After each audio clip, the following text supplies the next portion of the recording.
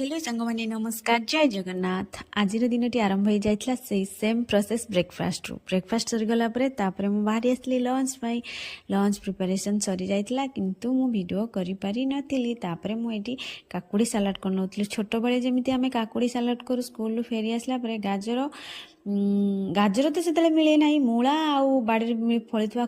काकुड़ी जोटा बिलरे फले से पलि जाऊ आ कंचा लंका सबकि थाए आ पियाज साइबी से पकई गोटे मस्त काकुड़ी बार भजा करके आम आगुरी खाऊ किंतु वर्तमान सालाड हो गला से प्रोसेस रे मुझे काकुड़ी सालाड प्रस्तुत करूँ भाविली आपण सहित टिके शेयर करदेवी। तो मुझे प्रस्तुत करदेली काकुड़ी सालाड तापर आ बाबू आमर आसिक पहुँची जाते आमर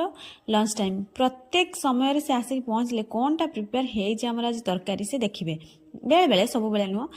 से देखी देते तापरे लंच करनी लंच रे ए सब आइटम तापरे संध्या जाइतिला संध्या बेले आमे खाइतिलु पांपड़ सहित आचार आपण